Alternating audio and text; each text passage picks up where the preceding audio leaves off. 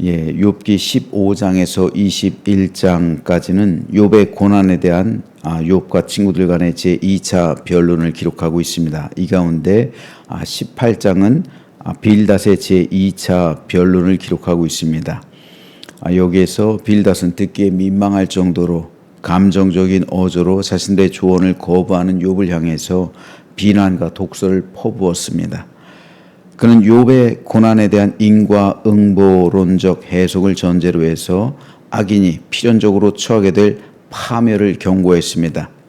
이러한 빌닷의 변론에는 욥을 더 이상 회개의 가능성이 없는 파멸을 위해 작정된 짐승처럼 보는 시선이 짙게 깔려져 있습니다.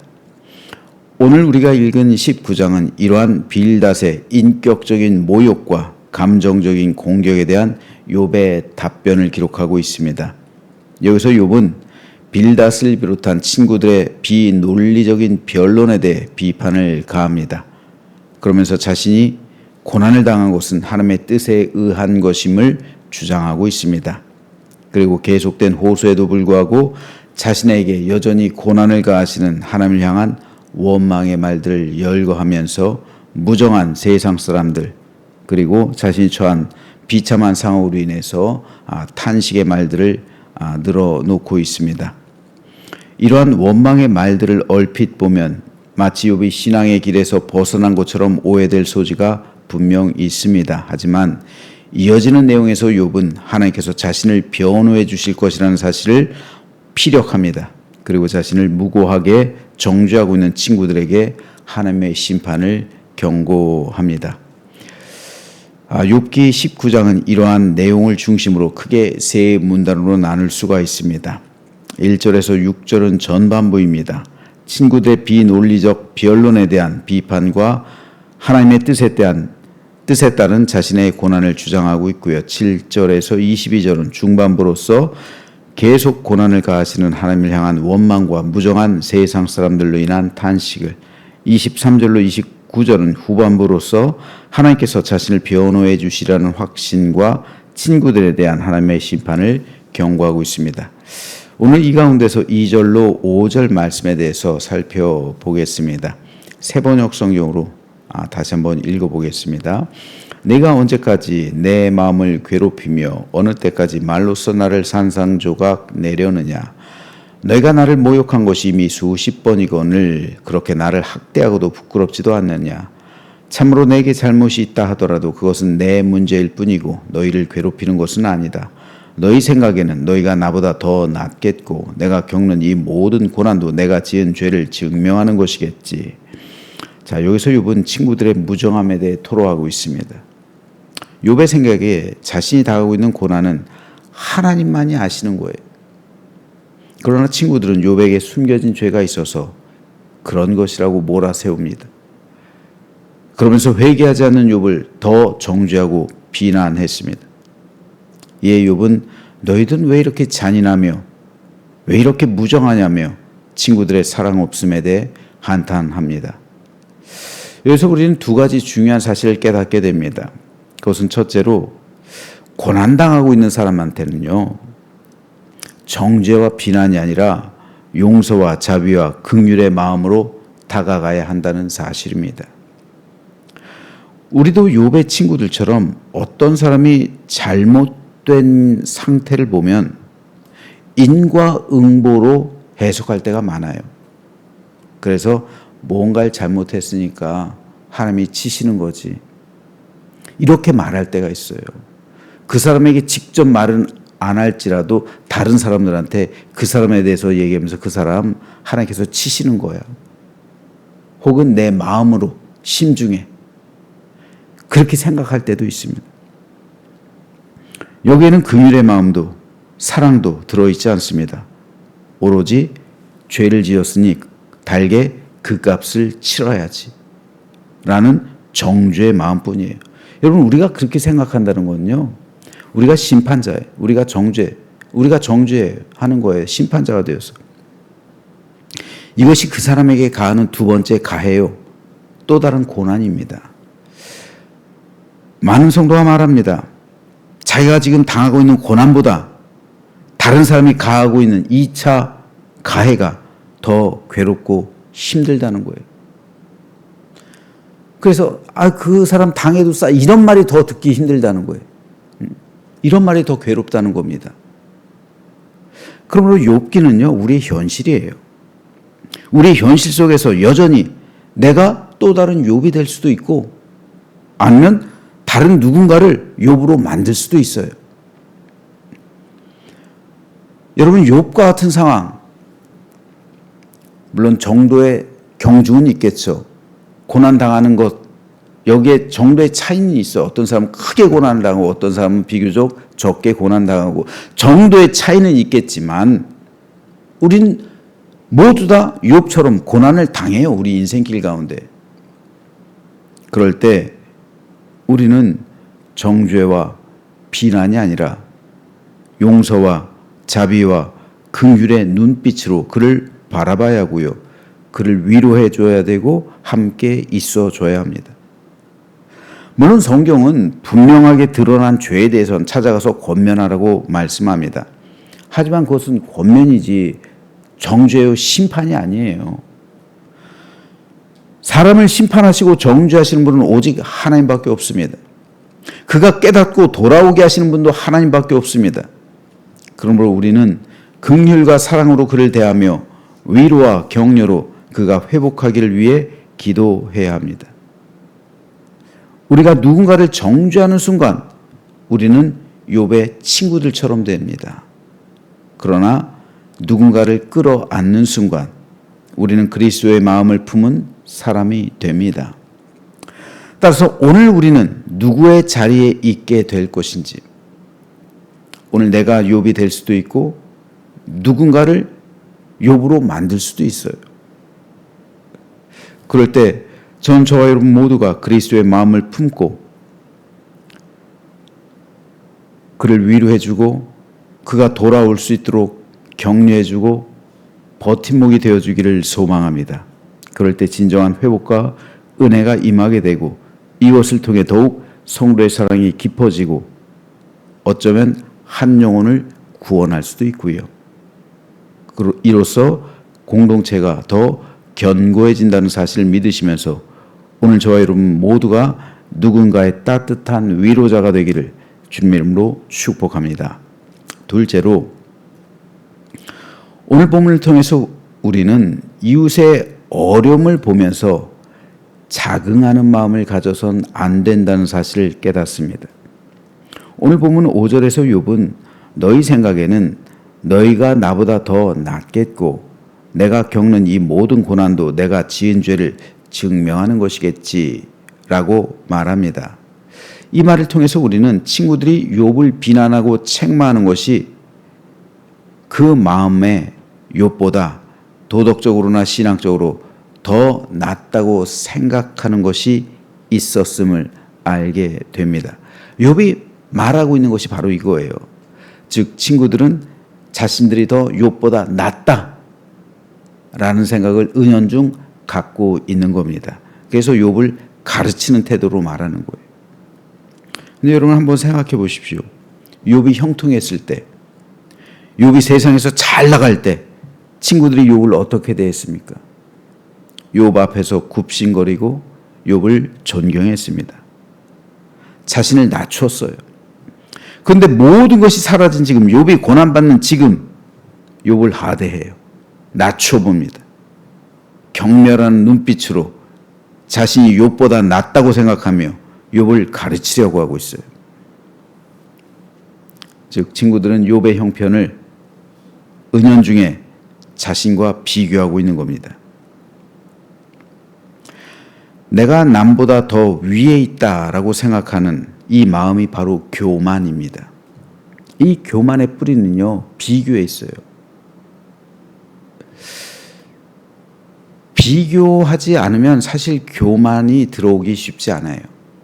근데 우린 늘 끊임없이 누군가 나를 비교해요. 저 사람의 가정과 우리 가정, 목회자들도요, 동료 목사의 교회와 우리 교회 비교할 수 있어요. 거기서 바로 교만이 들어오고 거기서 바로 열등의식이 들어오고 거기서 바로 좋지 않은 감정들이 들어오게 됩니다. 개인의 삶도 마찬가지예요. 2025년도 현재 세계 행복 지수, 바로 작년이에요. 바로 작년에 통계낸 그 세계 행복 지수가 있어요. 우리나라 몇 위일 것 같습니까? 세계 58위예요. 58위. OECD 국가 중에서도 가장 마지막 쪽에 있어요. 삶에 대한 만족도, 행복도가 세계 58위, OECD 국가들, 선진 국가들 가운데서도 거기 마지막에 있어. 근데 우리나라 GDP 세계 13위예요. 뭐 국가 경쟁력 뭐 세계 7위까지 뭐 왔다고 굉장히 떠들썩하기도 합니다. 물질적으로 풍요로운 거 사실입니다. 하지만 삶의 행복도 이게 세계 58이라는 건 생각해 봐야 될 문제입니다. 그러니까 자살률이 높은 거예요. OECD 국가들 가운데 1위인 거예요.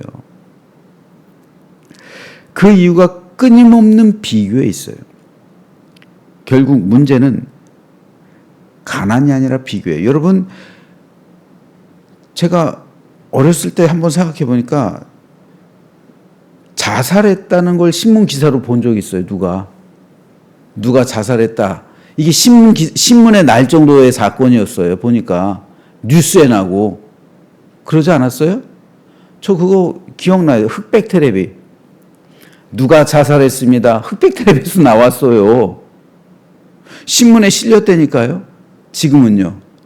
하루에 30여 명씩 죽으니까, 자살하니까 신문에도 안 나와요. 그러려니 하지. 아니, 그 배고팠을 때, 보릿고기에 있을 때, 그 쫄쫄 굶을 땐 자살하는 사람이 거의 없었어요. 근데 풍요로운 지금, 굶어 죽는 사람이 있어요, 우리나라에? 풍요로운 지금은 자살하는 사람이 너무나도 많아요. 왜요? 비교에서 나오는 게 비교. 상대적인 박탈감. 문제는 가난이 아니라 비교입니다.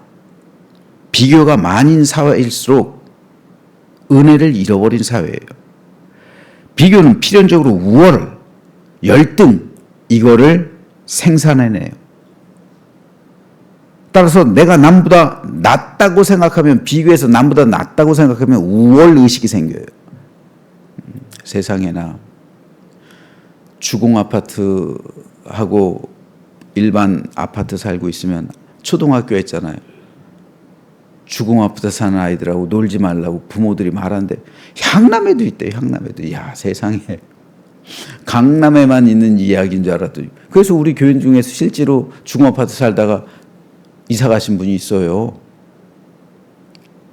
뭡니까 이게? 비교잖아요. 학교에서도 비교시키는 거예요. 아이들을. 야, 너 주공에 사는 애들하고 놀지 마. 이게 아니, 참 어이가 없지 않아요, 여러분?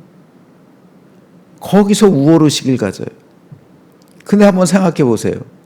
그 사람하고 강남에 있는 사람하고 한번 비교해 보세요. 자기 자신을. 얼마나 자기가 초라할까요? 그러면 열등의식이 생기는 거예요, 그 사람은 또. 그죠? 열등의식이 생기면 어떡합니까? 우월의식은 교만으로 흐르고요. 열등의식은 자기 비하, 피해의식. 피해의식이 있으면 사회에 대한 공격으로 나가는 거예요. 사회를 공격해요. 나를 왜 이렇게 만들었어? 나를 흙수저로 만든 사회 하면서 공격하는 사회. 굉장히 공격적으로 나오는 거예요. 교만한 사람은 사람을 우습게 여겨요. 피해의식이 있는 사람은 다른 사람을 공격해요. 이유 없이 공격해요. 다른 사람과 나를 비교하는 것은요, 어떤 형태든 건전할 수가 없습니다. 교만해지거나 피해의식을 갖거나 둘 중 하나이기 때문에 그래요. 그리스도인이 되면서 우리는 자유를 얻게 되죠. 근데 우리가 얻은 자유함 가운데 하나가 비교로부터의 자유예요. 여러분, 그리스도인들은 비교하는 데서 자유로워진 사람들이에요. 세상 가치에 연연하지 않잖아요. 그러니까 비교할 필요가 없어요. 저 사람 잘 산다고 해서 내가 주눅 들을 필요가 없어요. 저 사람 못 산다고 해서 내가 우쭐거릴 이유도 없어요. 저 사람 못 살고 가난하면 그를 도와주면 되는 것이고, 그가 잘 살면 축복해주면 되는 거예요. 그렇잖아요. 근데 비교의식은 그렇지 않아요. 세상 사람은 그렇잖아요. 못 사는 사람에 대해서는 우월의식을 느끼고, 잘 사는 사람에 대해서는 내가 주눅 들고 그를 시기하고 질투하고 이렇게 되는 거예요.